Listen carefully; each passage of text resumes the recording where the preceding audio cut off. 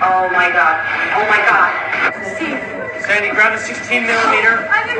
Sandy, get the 16 millimeter.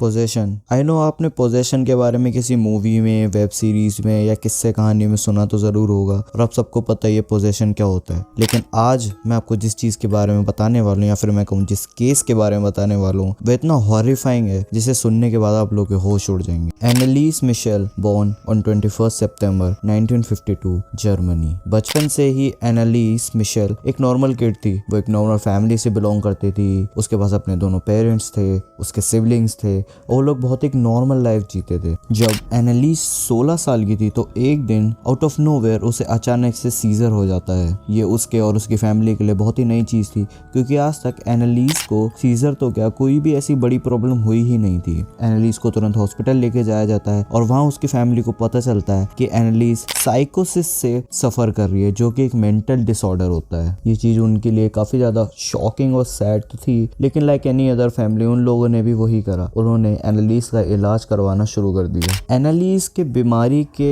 पता लगने के बाद से सब कुछ उसके लिए डाउनहिल होता चला गया। By the time she was 20, उसको उसकी बीमारी काफ़ी ज़्यादा हावी हो चुकी थी। वो काफ़ी ज़्यादा वॉइसेस सुनती थी, वो डिप्रेशन में जा चुकी थी और वो काफ़ी ज़्यादा सुसाइडल हो चुकी थी। एंड सो 5 साल तक एनालिस का इलाज डॉक्टर एंड मेडिसिन हॉस्पिटल से चलता रहा। और जब एनालिस के पेरेंट्स को इस सब के बाद भी कोई भी इम्प्रूवमेंट नहीं मिली तो उन लोगों को ये लगा कि एनालिस जो है वो पोजेस्ड हो चुकी है। सो फाइनली उन लोगों ने कैथोलिक चर्च में एक्सोर्सिज्म के लिए रिक्वेस्ट करी।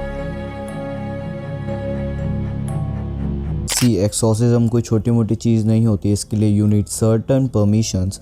तो स्टार्टिंग में तो मिशेल फैमिली की जो रिक्वेस्ट थी एक्सोर्सिज्म के लिए वो डिनाई हो गई थी, लेकिन बाद में उन्होंने और रिक्वेस्ट करी एंड जब उनका केस डीपली देखा गया तो उन्हें एक्सोर्सिज्म के लिए परमिशन ग्रांट हो गई थी। सो जोसेफ स्टैंगल जो उस टाइम के बिशप थे, उनकी परमिशन मिलने के बाद 2 प्रीस्ट ने 24 सितंबर 1975 से मिशेल के एक्सोर्सिज्म शुरू कर दिए थे। ये एक्सोर्सिज्म जो थे वो सेशंस में होते थे। एक वीक में 1 से 2 सेशंस होते थे और एक सेशंस को कहा जाता है कि अप्रोक्सीमेटली 4 घंटे का होता था। एंड नोट दैट ये मिशेल के पेरेंट्स ने एक्सोर्सिज्म शुरू होने के बाद से ही डॉक्टर, हॉस्पिटल एंड मेडिसिन ये सब लेना एंड डॉक्टर से कंसल्ट करना ये सब पूरी तरीके से बंद कर दिया था। यानी कि they were relying totally on exorcism. Weeks गुजरते गए और ये वीक्स मंथ्स में कन्वर्ट हो चुके थे। एनालिस की तबीयत अभी भी ठीक नहीं हो रही थी, बल्कि और बदतर ही हो रही थी। एनालिस ने अब खाना खाना भी छोड़ दिया था। एंड सो 67 एक्सोर्सिज्म सेशंस के बाद, जो कि 10 महीने तक चले थे,